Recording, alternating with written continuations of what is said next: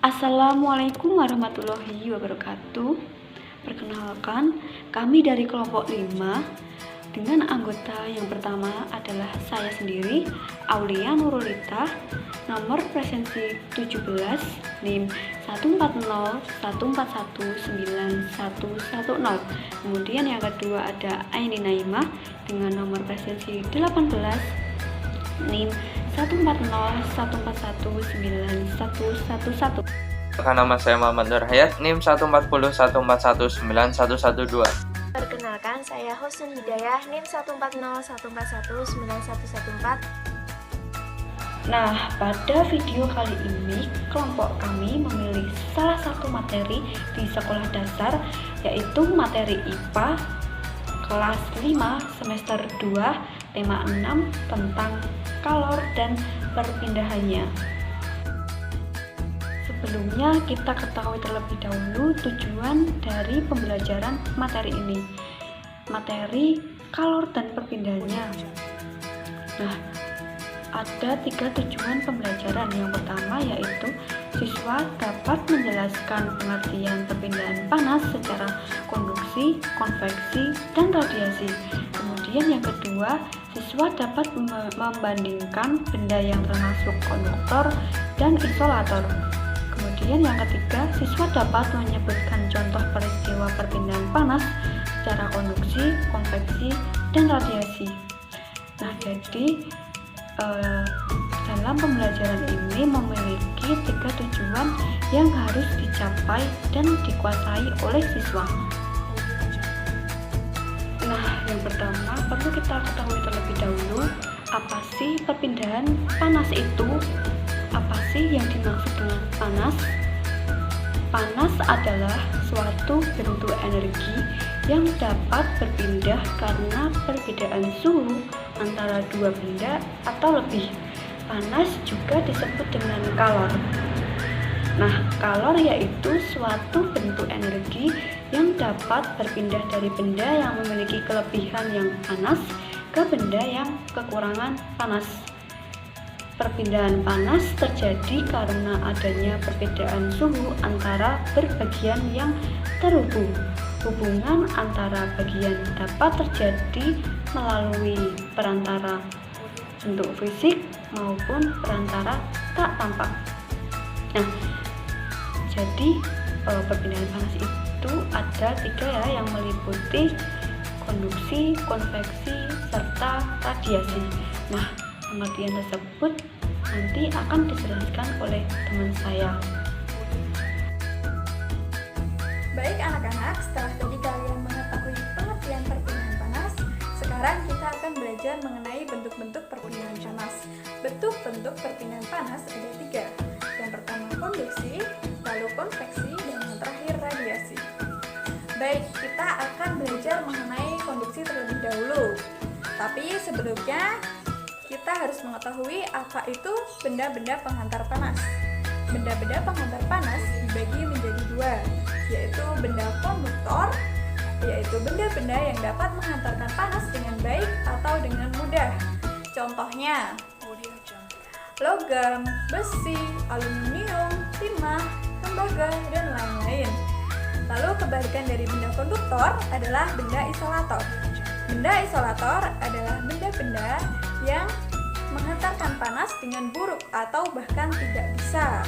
Contohnya, kayu, kain, plastik, gabus, dan lain-lainnya. Nah, setelah kita mengetahui apa itu benda konduktor dan benda isolator, sekarang pembahasan lanjut ke pengertian dari perpindahan panas secara konduksi. Perpindahan panas secara konduksi adalah perpindahan panas dengan melalui perantara, tetapi tidak diikuti dengan perpindahan zat perantara tersebut. Jadi menggunakan perantara, tapi zat-zat dari perantara tersebut tidak ikut berpindah. Lalu apa saja contoh dari peristiwa konduksi? Peristiwa konduksi contohnya antara lain saat kita membakar ujung besi. Saat kita membakar ujung besi, kita pegang ujung lainnya, lama-lama kita akan merasakan panas di ujung besi yang kita pegang. Padahal ujung besi yang kita pegang tidak terkena panas langsung atau tidak dibakar langsung, karena panasnya merambat dari ujung satu ke ujung lainnya.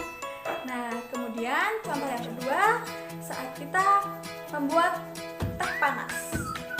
Saat kita membuat teh panas, kita menuangkan teh panas ke gelas, lalu kita aduk menggunakan sendok aluminium. Kita merasakan panas di ujung sendok yang kita pegang, padahal sendok yang masuk ke dalam air panas hanya sebagian. Hal itu karena panas merambat dari air panas ke ujung sendok sampai ke ujung yang kita pegang. Nah, contoh yang lainnya, misalnya saat kita menggosok baju atau menyetrika baju. Setrika yang panas kita gosok ke baju, lama-lama bajunya akan dipanas karena panas tersebut merambat dari setrika ke bajunya. Nah, itu penjelasan mengenai perpindahan panas secara konveksi. Halo adik-adik, nah di sini saya akan menjelaskan mengenai perpindahan kalor mengenai konveksi. Konveksi merupakan perpindahan panas yang melalui aliran yang zat perantaranya ikut berpindah. Jika partikelnya berpindah dan mengakibatkan kalor merambat, maka akan terjadilah konveksi. Nah, konveksi dapat terjadi pada zat cair dan gas atau udara atau angin. Contoh terjadinya konveksi diantaranya yang pertama yaitu gerakan naik dan turun air saat dipanaskan. Yang kedua, angin darat dan angin laut. Yang ketiga, gerakan balon udara. Yang keempat, asap cerobong pabrik yang membumbung tinggi. Di sini saya akan mengambil contoh salah satu di antara beberapa contoh, yaitu gerakan naik dan turun air ketika saat dipanaskan.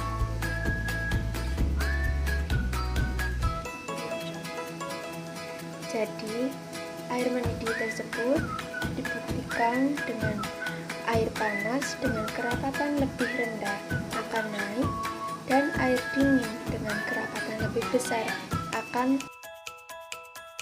Ini saya akan menjelaskan mengenai perpindahan kalor secara radiasi.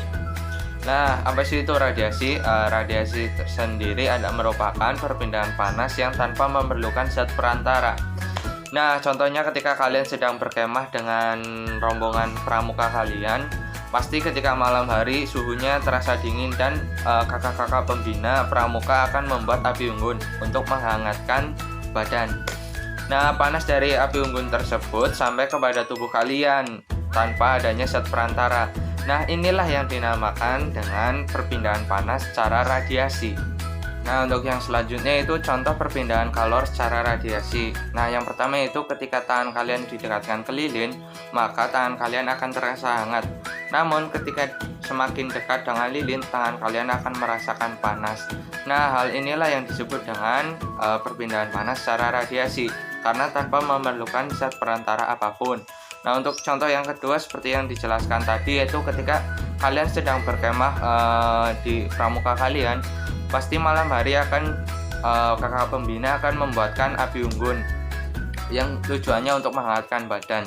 Nah, inilah yang dinamakan dengan perpindahan panas secara radiasi, karena tanpa memerlukan zat perantara. Sekian video pembelajaran dari kelompok kami, kurang lebihnya mohon maaf. Wassalamualaikum warahmatullahi wabarakatuh.